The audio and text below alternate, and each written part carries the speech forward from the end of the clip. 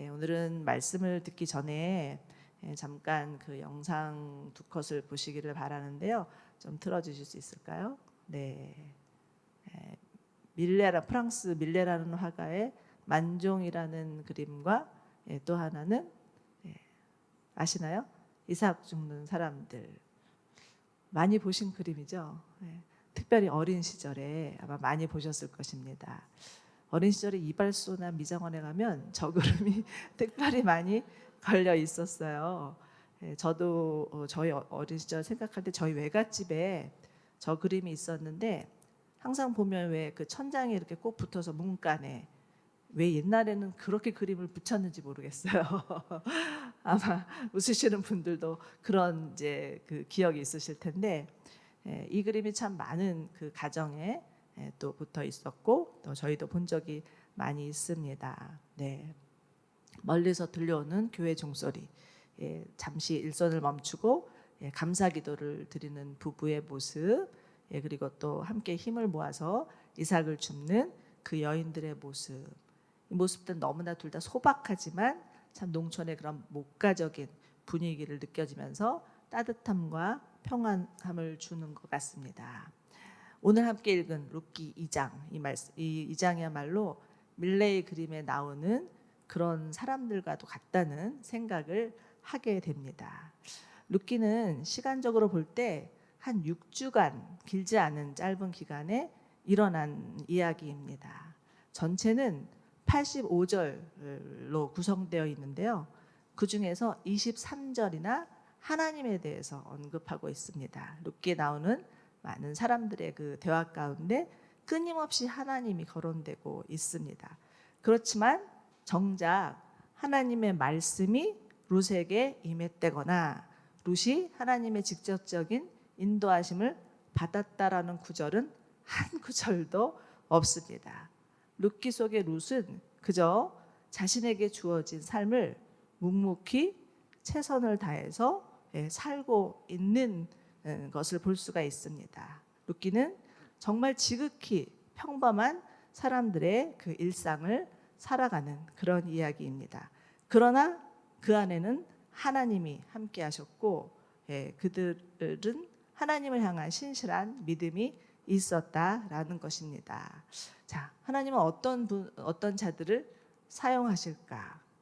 하나님이 주목하시는 사람들은 어떤 사람일까? 이런 궁금함을 가지고서 룻기 2장을 통해서 하나님이 쓰시는 사람, 하나님이 사용하시는 공동체, 그 모습을 살펴보기를 원합니다. 우선 1절을 보시면 보아스라는 사람이 등장합니다. 이는 나오미의 남편 쪽 친척 엘리멜렉 가문의 사람이자 큰 부자였다라고 기록하고 있죠. 남편 쪽 친척 엘리멜렉의 가문이라 하는 것은 당시는 혈연 중심의 사회였기 때문에 보아스는 나오미의 직계 가족은 아니더라도 보아스와 나오미를 책임져야만 하는 의무가 있는 친척이라는 뜻입니다. 그런데 보아스는 아주 큰 부자였다라고 말하고 있죠. 개역개정에서는 유력한 자라고 번역하고 있는데요. 이것은 재산이 많을 뿐만 아니라 사회적으로도 아주 유능하고 존경받는 사람이었다라는 뜻입니다. 그런데 보아스 이름의 뜻은 그 안에 힘이 있다라는 뜻입니다. 이름대로 그는 성품도 되고 재물도 있고 능력이 있는 사람, 한마디로 모든 자매님들의 로망이라고 볼 수가 있습니다. 그런데 이 보아스라는 이름은 신약에도 등장하고 있죠. 마태복음 1장 보면은 마태복음 1장 5절에 살몬은 라합에게서 보아스를 낳고라는 구절이 있습니다. 이를 통해서 우리가 알 수 있는 것은 보아스의 어머니가 라합이었다라는 것을 알 수 있습니다. 라합은 누구입니까? 여호수아가 가나안 땅을 점령하려고 처음 들어갔던 성 여리고 성을 무너뜨리는데 크게 일조한 그 여리고 성의 기생이었죠. 그리고 아버지의 이름은 살몬입니다. 유대인의 전승에 의하면 그 살몬은 라합이 숨겨두었던 2명의 정탐꾼 중에 한 명이었을 것이라고 추정을 하고 있습니다. 위기 속의 로맨스가 탄생한 거죠.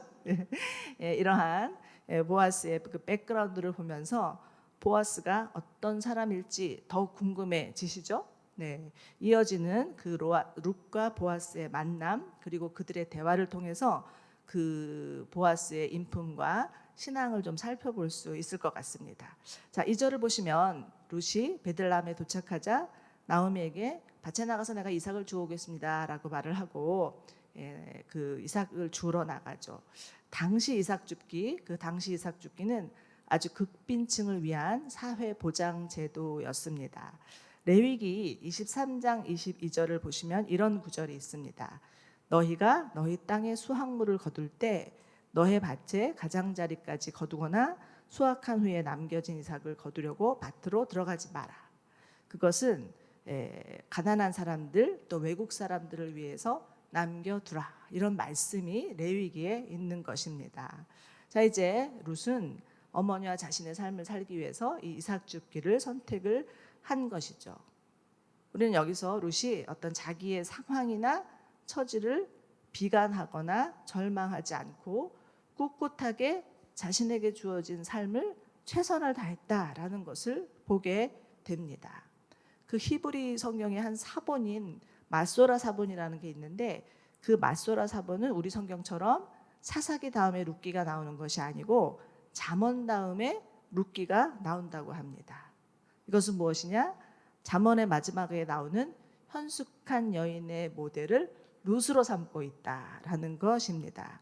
자, 여러분, 잠언 31장에 나오는 현숙한 여인, 어떤 여인이었을까요? 그 여인은 우리가 보통 상상하는 아주 얌전하고 조신한 여인은 아닙니다. 잠언 31장에 나오는 그 여인의 모습이 쭉 나오는데 이게 길기 때문에 제가 중간중간만 발췌해서 읽어드리겠습니다. 그 잠언 31장에는 이런 구절이 나옵니다. 그 여인은 자신이 사는 날 동안 남편에게 도움이 되고 해가 되지 않는다. 부지런히 손을 늘려서 일을 한다. 어두울 때 일어나서 식구들을 위해서 음식을 준비한다. 자신이 번 돈으로 포도원을 지으며 허리를 단단히 동이고 그 팔로 힘차게 일한다. 한마디로 팔뚝 굵은 여인이다. 입니다. 그런데 그럴 뿐만 아니라 이 여인은 가난하고 궁핍한 사람들을 도와주고 눈이 와도 집안 사람들 걱정하지 않도록 따뜻한 옷을 입혀주고, 그러면서도 자기 자신을 아름답게 가꿀 줄 아는 여인이다. 미래에 대해서 두려워하지 않고 입에서 나오는 말마다 따뜻하고 지혜로워서 그 여인 덕에 남편이 무사람들에게 존경을 받는다. 그렇게 되어 있고요. 마지막 구절 잠언 30장, 31장, 30절에는 이런 구절이 있습니다. 고운 것도 거짓되고 아름다움도 잠깐이지만 여호와를 경외하는 여자는 칭찬을 받을 것이다. 즉 무엇입니까? 현숙한 여인은 하나님을 경외하는 여인이다 라는 것을 말씀하고 있습니다. 여러분, 과연 이런 여인들이 있을까요? 있습니다. 창세기 1장 2장에 보면 하나님께서 여인을 창조하실 때, 여인을 만드실 때 에제르, 돕는 배필로 만드셨다라는 거죠. 하나님이 원래 계획한 여성, 하나님이 원래 창조하신 여성의 모습은 바로 잠언 31장에 나오는 그런 여인의 모습이었다라는 거죠. 자, 그런데 그것이 깨어졌다라는 거죠. 그러나 갈라디아서 4장에서는 이런 말씀이 있습니다. 예수님께서 그리스도의 형상을 이루기까지 해산의 수고를 너희를 위해서 아끼지 않는다. 우리가 하나님 안에 있으면, 하나님 안에 점점 거하면 거할수록 우리가 그리스도의 형상으로 변화된다. 그리스도의 형상으로 우리가 점점 성숙해진다라는 거죠. 그렇기 때문에 주님 안에 있을 때 이 잠언 31장에 나오는 현숙한 여인의 모습으로 변화되고 이 여인과 같은 그런 성숙한 모습으로 성장할 것을 기대하시기 바랍니다. 우리 옆에 자매님들에게 특별히 이렇게 좀 권해주세요. 당신은 현숙한 여인입니다. 특별히 자매님들 많으신 것 같으네요. 우리 자매님들 향해서 형제님들이 특히 그렇게 담대하게 선포를 해주셔야 합니다. 네, 자 이제 룻은 이삭을 죽기 위해서 밭으로 갑니다. 그런데 그녀가 일하러 간 밭은 우연히도 보아스의 밭이었습니다. 3절을 보시면 우연히도라는 단어가 나오고 있어요. 여기다 밑줄을 그으셔야 돼요. 여러분 성경에서는요, 우연은 감추어진 하나님의 섭리입니다. 어느 유행가 가사처럼 우리의 만남은 우연이 아니라는 거죠. 성경에서는 종종 우연을 가장한 필연들이 나옵니다. 아브라함의 종이 이삭의 아내를 구하기 위해서 하란으로 갔을 때 우연히 물 기르러 온 리브가를 만나게 되죠. 이것도 정말 하나님이 우연을 가장해서 정말 필연적인 하나님의 사건인 거죠. 여러분 이처럼 하나님의 일하심에는 우리 눈으로 보이는 가시적인 역사, 하나님의 오른손의 역사가 있습니다. 마치 이런 거죠. 병든 자들이 고침을 받고, 그리고 성령의 은사가 나타나고, 심지어는 죽은 사람이 살아나는 것, 이런 것은 모두 다 전능하신 하나님의 오른손의 역사입니다. 그러나 반면에 보이지 않는 하나님의 왼손의 역사가 있습니다. 하나님은 이 보이는 오른손의 역사와 보이지 않는 왼손의 역사를 통해서 하나님 나라를 이루어가고 계신다는 것이죠. 우리의 삶도 돌이켜보면 그때는 몰랐는데 지나놓고 보니 정말 하나님이 세밀하신 인도하심이 있었구나, 하나님의 역사였구나 하는 것을 깨닫게 될 때가 많을 것입니다. 저는 1991년도에 온누리교회 왔습니다. 되게 오래됐죠? 그러나 그때가 제 인생에서 정말 가장 힘든 시기였습니다.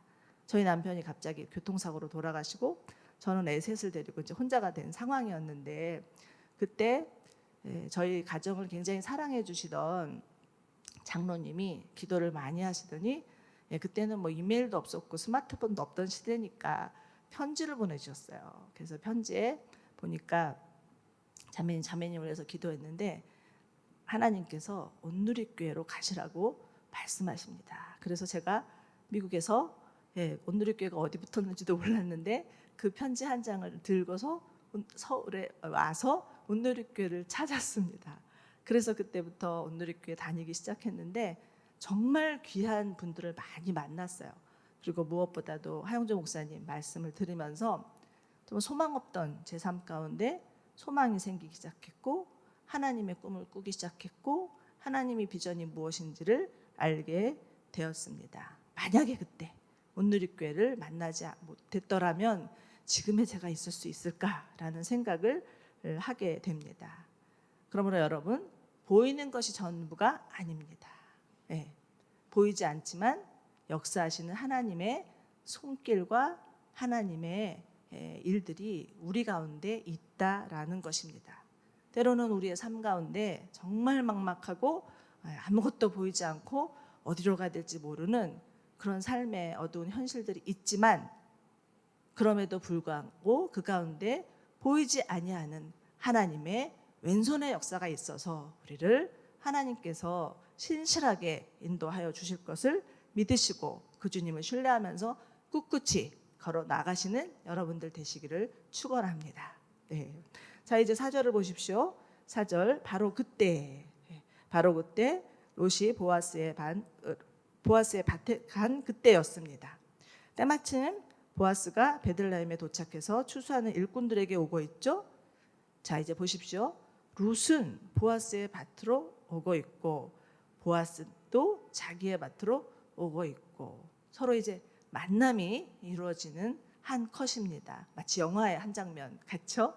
자 이제 4절에서는 그 보아스가 자기 밭에서 일하는 일꾼들에게 여호와께서 너희에게 함께 하시기를 원한다라고 축복을 하죠. 일꾼들도 보아스에게 여호와께서 주인 어렵게 복 주시기를 빕니다라고 화답을 하고 있습니다. 이것은 이스라엘 사람들 사이에 있는 아주 전형적인 인사말이었어요. 그러나 우리가 여기에서 보아스의 인품을 가늠해 볼 수 있습니다. 보아스는 자신이 속한 공동체를 아끼고 소중히 여길 줄 아는 자였다라는 거죠. 자기 밑에서 일하는 일꾼이라 할지라도 함부로 대하지 않고 진심으로 배려하고 축복할 줄 아는 사람이었다라는 것입니다. 그렇기 때문에 이 보아스의 공동체는 서로를 향한 따스함과 넉넉함이 있는 공동체였음을 볼 수 있습니다. 이 사사시대 어떤 시대입니까? 너무나 무자비하고 폭력적이고 자기중심적인 시대였습니다. 그럼에도 불구하고 이러한 공동체가 존재하고 있다는 것만으로도 얼마나 큰 위로와 힘이 되는지 모릅니다. 에베소서 6장 9절에서는 주인들은 종을 대할 때 협박을 그치고 주님을 섬기듯 대하라, 이런 구절이 있습니다. 또 종들은 눈가림만 하지 말고 마음을 다해서 성실히 주인을 섬기라, 이렇게 말씀하십니다. 왜 이런 말씀이 에베소서에 있었을까요? 그만큼 주인과 종 사이에 서로를 존중하고 진실하기가 어렵다라는 말인 거죠. 주인은 종을 무시하고 하대하고 맘대로 조종하거나, 또 종은 주인 앞에서만 열심히 일하는 척하지 주인만 없으면 뺀질뺀질 거릴 수 있다라는 것입니다. 오래전에 어느 선교사님으로부터 아주 안타까운 이야기를 들은 적이 있습니다. 어느 선교사님이 새로운 선교지를 택해서 기도하는 가운데 그곳으로 이제 들어가려고 하는데, 만약에 그 마을에 우리나라에서 살고 왔다라고 하는 노동자가 있다면 그 지역에서는 선교 못 한다는 것입니다. 왜요? 그 우리나라에서 살았던 그 노동자가 한국에서 너무나 무시를 당하고 너무나 학대를 당해갖고 한국은 나쁜 나라, 한국은 절대 가면 안 되는 나라라고 이미 소문이 났기 때문에 선교사님이 가셔서도 그 마을에 들어가서는 선교를 할 수가 없다라는 그런 슬픈 소식을 들었습니다. 그러나 여러분, 아무리 세상이 각박하고 매정해도 우리가 속한 공동체가 정말 보아스의 공동체처럼 서로를 아끼고 존중하고 축복하는 그런 따뜻한 공동체라면 세상에는 희망이 있는 거죠. 아멘. 우리의 가정, 우리의 교회, 우리의 직장이 바로 이러한 공동체가 되기를 소망합니다. 존중과 배려와 축복이 가득한 공동체가 되어서 이 어두운 세상 가운데 정말 세상에 희망이 되는 그러한 공동체가 되기를 간절히 소망합니다. 또한 보아스는 타인을 향한 관심과 친절과 관용이 있는 자였습니다. 우리 다시 한번 8절과 9절 함께 읽어볼까요? 8절 9절이요. 시작. 그러자 보아스가 룻에게 말했습니다. 내 딸이여, 내 말을 들어보시오. 다른 밭에서 가서 이삭을 줍지 말고 여기서 멀리 가지도 말고 여기 내 종들과 함께 일하시오. 사람들이 추수하는 이 밭을 잘 살피며 따라가십시오. 내가 사람들에게 당신을 건드리지 말라고 말해 두었소. 그리고 목이 마르면 가서 젊은이들에게 채워놓은 물병에서 물을 따라 마셔도 돼요. 자, 이제 먼저 보아스가 룻을 향해서 딸이라고 부르고 있습니다. 고대 유대 사회에서는 친딸이 아니더라도 지체 높은 사람이 지체 낮은 사람에게, 나이가 많은 사람이 나이가 어린 사람에게 딸이라고 부르는 게 일반적이었습니다. 이를 보아서 보아스는 룻보다 훨씬 나이가 많은 연장자였다라는 것을 알 수가 있죠.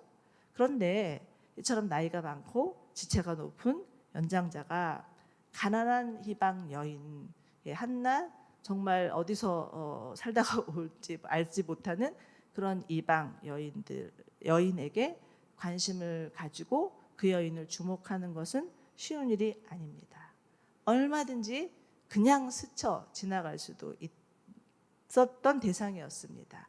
굳이 보아스가 이 여인을 돌보지 않아도 누가 뭘 할 사람 아무도 없었습니다. 그러나 보아스는 지금 룻에게 아주 세밀한 관심과 배려를 아끼지 않고 자신의 밭에 와서 이삭을 주우라 이렇게 선처를 하고 있죠.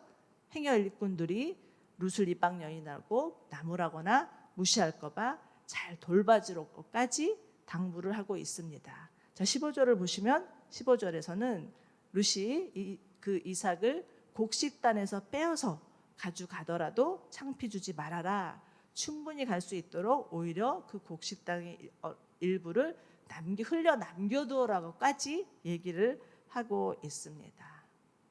자, 이런 보아스의 마음과 행동, 그것은 하나님께서 그 이스라엘 가운데 주신 율법에 근거한 것이었습니다.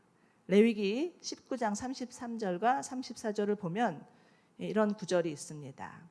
외국 사람이 너희 땅에서 살 때 너희는 그를 학대하지 말아라. 너희 가운데 외국 사람을 본토 사람처럼 대해야 하며 그를 내 몸처럼 사랑해야 한다. 이는 너희가 이집트에서 외국 사람으로 지냈기 때문이다.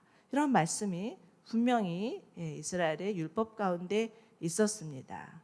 한마디로 말해서 개구리 올챙이적 생각을 해야 한다라는 것이죠. 아무도 하나님의 말씀을 청종하지 않는 시대였습니다.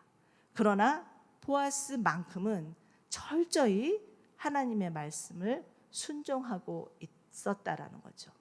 보아스는 하나님의 말씀을 순종하고 그 말씀을 그대로 실천하는 믿음의 사람이었습니다. 빌립보서 4장 5절을 보면 이런 구절이 있죠.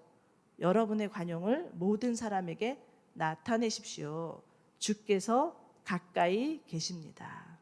자, 하나님은 자기를 넘어서 타인에게 관심을 가지고 자신의 어떤 이해관계나 이득과 상관없이 타인을 배려하고 돕는 자, 그런 자를 주목하고 계십니다.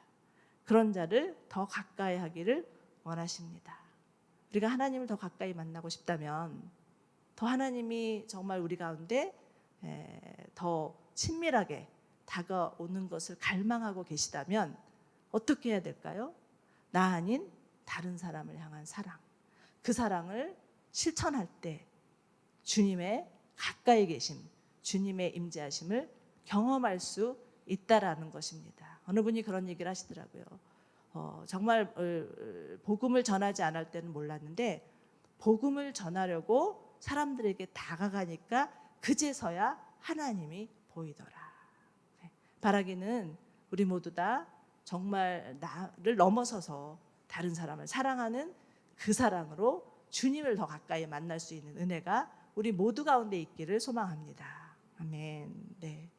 자, 이제 2장 11절 12절을 보면 또 보아스가 어떤 사람인지를 볼 수가 있습니다. 우리 같이 읽어보도록 하겠습니다. 2장 11에서 12절 말씀이요. 시작. 보아스가 대답했습니다. 남편이 죽은 후 당신이 시어머니에게서 한 일을 대해서 모두 들었소. 당신의 부모와 고향을 떠나 알지도 못하는 민족과 함께 살려고 온 것을 말이요. 여호와께서 당신의 행실에 대해 갚아주실 것이요. 당신이 이스라엘의 하나님 여호와의 날개 아래 보호하러 왔으니 그분께서 당신에게 넉넉히 갚아주실 것이요. 자, 이제 보아스는 룻이 한 모든 일에 대해서 내가 다 들었습니다 라고 얘기를 하고 있습니다. 여러분, 하나님은 우리가 한 모든 행위들을 다 보시고 들으시고 계십니다. 그런데 지금 보아스는 그 룻이 시어머니께 한 일, 그것에 대해서 들었다. 그리고 그것에 대해서 분명히 하나님께서 갚아주실 것이라고 얘기를 하고 있죠. 여러분, 하나님은 우리를 보실 때 우리가 정말 하나님을 위해서 한 일, 그 일을 특별히 기억하고 계시는 것 같습니다. 물론 우리 가운데도 실수도 있고 잘못하는 것도 있지만 하나님이 그것을 기억했다가 우리에게 야단치시는 것이 아니라 정말 부족하고 연약한 가운데서도 하나님을 위해서 한 일, 하나님 위해서 섬긴 일, 그것들을 기억하고 계신다라는 거예요. 그리고 그것을 기억하면서 정말 잘했다, 수고했다, 칭찬해 주신다라는 거죠. 그리고 우리 가운데 넉넉히 상을 베풀어 주신 하나님, 그 하나님인 것을 기억하시기 바랍니다. 자, 이제 그 12절을 보면 여호와의 날개 아래 보호받으러 왔으니 라는 표현을 보아스가 하고 있죠. 여기서 여호와의 날개 아래라는 표현은 하나님의 보호하심을 말하고 있습니다. 보아스는 자신이 할 수 있는 최선을 다해서 룻을 도와주려고 하지만 진정한 도움은 하나님께로부터 온다라는 것을 말하는 것이죠. 하나님만이 룻의 인생을 책임져 주시고 보호하여 주시고 지켜주실 분이다. 그래서 그 룻을 하나님께 철저히 100% 의탁하고 있는 그 보아스의 모습을 볼 수 있습니다. 이것은 보아스 자신이 하나님 안에서 자신을 완전히 주님 앞에 의탁하는 삶을 살고 있었다라는 것을 증거하기도 하는 구절입니다. 여러분, 하나님을 체험하는 삶, 하나님을 체험하는 삶이란 우리 삶 가운데 어떤 큰 기사나 이적이 나타나고 놀라운 그런 성령의 은사나 능력이 나타나는 것만을 말하는 것이 아닙니다. 하나님을 체험한다는 것은 물론 이런 초자연적인 역사들이 우리 삶 가운데도 있을 수 있지만 대부분은 일상의 삶, 정말 자연스러운 일상의 삶 가운데 하나님이 함께 하시고 그 하나님의 신실하심을 믿는 것이 하나님을 체험하는 삶이라는 것입니다. 룻기는 처음부터 끝까지 신실하신 하나님, 그리고 신실하신 하나님의 사람들의 이야기입니다. 그리고 하나님은 지금도 이러한 신실하신 하나님의 사람들을 통해서 일하시고 하나님의 구속의 역사를 써내려 가시며 그 신실하신 사람들을 축복하고 계심을 믿으시기 바랍니다. 코로나 시대가 도래하면서 사회적 거리두기라는 지침이 생기고 교회에도 이모저모로 영향을 받습니다. 20% 대면 예배 그렇게 허용되면서 사실은 너무 안타깝게 알게 모르게 교회를 빠져나가고 있는 사람들이 생기고 있는 것이 현실입니다. 앞으로도 어떤 일이 벌어질지 아무도 예측을 못하는 것 같습니다. 그러나 우리가 잊지 말아야 될 것은 어떤 상황, 어떤 경우, 어떤 시대를 막론하고도 하나님은 여전히 신실하게 하나님께 반응하는 믿음의 사람들을 통해서 일하신다는 것입니다. 하나님 나라를 이루어 가신다는 거죠. 성경에서는 이런 자를 남은 자, 렘넌트라고 말합니다. 하나님의 나라는 다수에 의해서 이루어가는 나라가 아닙니다. 소수의 남은 자들, 신실한 하나님의 사람들, 그 사람들을 통해서 이루어지고 계심을 믿으시기 바랍니다. 우리 모두 하나님의 남은 자가 되어서 하나님께 쓰임받고 정말 세상에 알 수 없는 하늘의 신령한 축복들을 받아내는 저희 모두 되기를 소망합니다. 자, 오늘은요 룻기 2장을 통해서 보아스의 인품과 신앙을 조명하여 보았습니다. 1장에서는 자신의 미래까지 포기하면서 홀로 된 시어머니를 보살필 것을 결심하고 행동으로 옮긴 룻, 그 룻의 헤세드를 볼 수 있었습니다. 헤세드란 무엇입니까? 인애, 자비라는 뜻이죠. 2장에서는 다시 베들레헴으로 찾아 들어온 나오미와 룻을 환대하는 보아스의 헤세드를 볼 수가 있습니다. 헤세드는 하나님 편에서 인간에게 베푸신 지속적인 사랑과 자비를 의미하기도 하지만 인간이 자신의 의무를 초월하여서 남을 배려하고 은혜를 베푸는 것임을 말하기도 합니다. 자, 보아스의 헤세드도 룻의 헤세드만큼이나 아름답게 빛나고 있습니다. 그것이 바로 2장입니다. 구약에서는 이 땅에 오실 그 예수님의 그 모형으로 등장하는 여러 명의 사람들이 있죠. 모세, 여호수아, 요셉, 다윗 등등입니다. 보아스도 그 중에 한 사람입니다. 이 땅에 오신 예수 그리스도, 그 예수 그리스도야말로 우리 가운데 가장 완벽한 헤세드를 보여주신 보아스였습니다. 에베소서 2장 11절 13절에는 이런 구절이 있습니다. 여러분은 육신적으로 이방 사람들이었고 육체를 향한 할례를 받은 사람이라고 불리우는 사람들에게서 할례받지 않은 사람으로 불리우던 자들이었습니다. 당시 여러분은 그리스도 밖에 있었고 이스라엘 사람들로부터 제외된 사람이었습니다. 약속의 언약에도 생소한 사람들이었고 세상에서 소망도 없었고 하나님도 없는 사람들이었습니다. 그러나 하나님께서 멀리 떨어져 있던 여러분이 이제는 그리스도 예수 안에서 그리스도의 피로 가까워졌습니다. 네. 여러분 우리도 이방 여인 룻과 같이 하나님 편에서 볼 때 이방인이었습니다. 하나님과 멀리 있던 사람들이었습니다. 하나님이 없는 소망 없는 자들이었습니다. 그러나 예수님께서 오셔서 우리에게 소망을 주셨죠. 우리를 먼저 찾아오셔서 우리의 이름을 불러주시고 우리에게 관심과 사랑과 또 그 배려를 베풀어 주시고 친절을 베풀어 주시고 자비를 베풀어 주셨죠. 그렇기 때문에 우리에게도 소망이 생겼습니다. 그렇기 때문에 우리에게도 예수 그리스도, 소망 되신 예수 그리스도를 믿는 믿음으로 사는 자들이 되었습니다.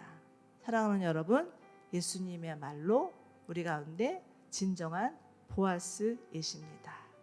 그 진정한 보아스 되시는 예수님 때문에 행복하시기를 바라요. 내가 비록 세상에서 가진 것이 없고 부족해도 정말 그 예수님이 보아스이시기 때문에 그 보아스 되신 예수님만 있으면 충분합니다 라고 고백할 수 있는 저희 모두가 되기를 원합니다. 예수님께서 우리를 하나님의 날개 아래로 불러주셨어요. 그래서 그 날개 아래 살게 하셨습니다. 그 예수님께 우리의 삶을 맡겨드리면 우리의 삶은 안전합니다. 우리의 삶은 평안할 수 있습니다. 우리 그 예수님으로 인해서 노래하고 그 예수님으로 인해서 즐거워하고 그 예수님으로 인해서 행복한 우리 모두 되기를 간절히 소망합니다. 아멘.